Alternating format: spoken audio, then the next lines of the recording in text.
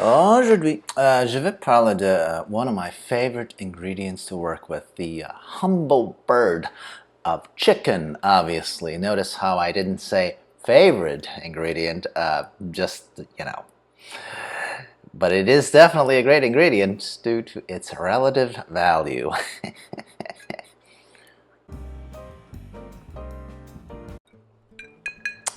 Hey, Zempak here. So today we're back with another food rant because food is, well, life. I do love them meats because vegetarians are, well, in my opinion, mostly hypocrites if they're doing so for moral reasons, because I have never met a single vegetarian slash I want to save the animals type of person who has given two shits about the absolutely disgusting creepy crawly animals of the world. Might as well name themselves people for the ethical treatment of cute animals, eh? Anyhow, my haterade aside, I do love me some chicken. Now, I have to confess, I am not a professional chef or anything like that. I straight up stay away from making chicken in my favorite way to consume it, which is, of course, deep fried, because, well, everybody knows that that is simply the best.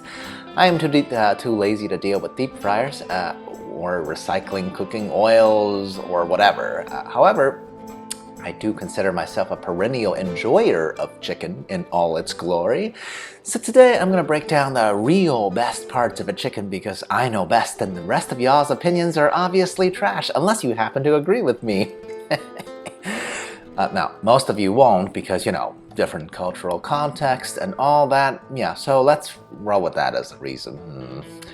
So, if you enjoy some random rants from a dude with absolutely no production skills, clearly, like, subscribe, share, comment, or whatever. I'll be great regardless because I just do these for funsies. Hit that bell icon. I don't know where that is, but people on YouTube say that, so help me out. That's me being a casual hypocrite myself about a rather minor internet detail. So let's start straight off with the absolute worst cut on a chicken. And hey, it also happens to be the most expensive cut in American supermarkets as well. Is that a surprise? And by the way, that is the boneless, skinless chicken breast. It's expensive because it's considered healthier, I guess. But to me, the defining feature of this cut is just its complete and utter boring-ness. Is that a word? I have no idea, but that's what it is. You know what I mean. It's more or less flavorless. It barely tastes like chicken even. Yet it is expensive because the amount of processing involved to remove the bone and the skin, plus the perceived, healthy reputation. I guess because it's less fatty? I mean, I think it's absolutely silly for American culture to care about some slightly lesser proportion of fat on chicken when other famous American foods are like hot dogs, potato chips, French fries, bacon, which are all multiple magnitudes of much, much worse for health than chicken parts, okay? But I digress. If you've ever had any other part of a chicken, I mean, seriously, who can argue that chicken breast itself is just, comparatively, relatively, it's the worst tasting, the most boring. Still the most expensive. Surely you can rescue it by, deep frying it and putting it into, making it into a patty for a chicken sandwich. But honestly, that's not a real solution, okay? Deep frying literally makes anything taste better. Heck, I will even eat a vegetable if it's been deep fried. So yeah, that is a lame cop-out solution. Now, my next point, am I just saying that I like dark meat better? The answer is obviously hell yeah, good God. Drumsticks and thighs are the best. Of course, you gotta do it bone in, skin on. Those are the ways to go because that's where all the flavor is from. Now, I'm not knocking the occasional boneless, skinless thighs. For some specific recipes, the purpose being if I'm trying to make some home versions of like halal cart street meat, for example, right? That's basically from any major city in the Western world at this point. The reason I don't crap on boneless, skinless thighs versus breast near as much as the breast is simple. The thighs will remain juicy for way longer because it has inherently more fat. Okay, and the reality is that fat makes things taste great. People cook with lard, butter, fat, These are all things that are already inside of a dark meat in chicken, right? Fat is the best. It's a natural part of the meat. Now, I'm not suggesting anybody go out there and just eating straight up fat unless you consider butter to be part of that solution, right? Some people literally just eat butter. That's totally weird though.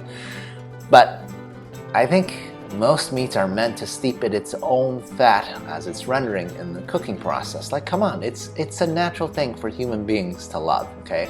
We evolved to love it, and I do love it. Dark meat is just vastly superior to white meat on chicken. Fat dark meat is cheaper. Certainly that doesn't hurt either, and bone-in, by the way, is also always better. Drumsticks, I don't want to miss those guys. It's the perfect food. You could pick it up by the bone and just gnaw on it, and gnawing on a piece of bone makes me feel connected to the respect for nature that we all should have when consuming other living beings, right? Yes, I'm getting spiritual with it. It's easy when you respect the meat or any kind of food that you eat. So now that we've covered white and dark meat, that whole divide, and we settled on that, what could my final point be? Because, you know, I gotta have 3, right? Surprise! I'm gonna have to talk about all the hidden gems on a chicken that most Americans totally miss out on. And that's generally offals, or like the skin, for example. That is technically the largest organ on an animal, and absolutely, it's lovely. When you saute, when you roast it, when you fry it, its crispiness is fantastic, and it's even great when it's not crispy, okay? Because it creates a textural contrast for when you bite into a piece of meat. I know that's not a thing most Americans think about, and in fact, I feel like people here generally prefer textural uniformity. Thus the love of hot dogs, I guess. So keep at that, and you know, I'm happy you guys love that, because it keeps the price of skin on meat cheaper for me. Thank you guys so much. Now, again, sorry for the tangent. There are other hidden parts of a chicken, hidden gems that I would call it, right? In the forms of other offals. I love chicken heart, chicken liver, sometimes even chicken gizzards. Each offers a unique texture and mouthfeel, right? Not to mention, you know, I have to repeat, if you kill an animal for food, it is only right to eat as much of it as possible. To waste is the real insult, okay? And don't forget about the actual bones, right? You can make a great broth with it. You know, that will go great with ramen, go great with any kind of soup. I mean, chicken is so good because you can dissect this whole relatively small animal, break it apart, and have the various goodies, not just for one meal, but easily for like a week of midterm enjoyment. Now, if I assume that you're also freezing your strained broth into freezer cubes, that's actually even like a long-term enjoyment, right? Multiple weeks. So yeah, fantastic. In conclusion, I think a whole chicken is very versatile ingredient to work with, right? My wife used to say she didn't like chicken, but then we found out she's just objecting to how boring steamed, boneless, skinless chicken breast is, right? I mean, I don't want to feel like I'm bragging, but I definitely changed her mind about this ingredient at this point. There is just a lot one can do if you have an open mind with a meat as versatile as chicken in terms of cooking methods and the various parts, right?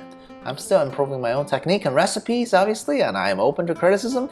And someday maybe I'll even find a way to not hate on chicken breast as much, right? But probably not anytime soon, because the other parts on this bird I just love so much more. By the way, I realize I completely skipped wings, but that's, I think, an entire topic for a different day. Now, please feel free, yell at me below if you think I am off my rockers. But if you don't want to yell at me, then it's cheers a la prochaine.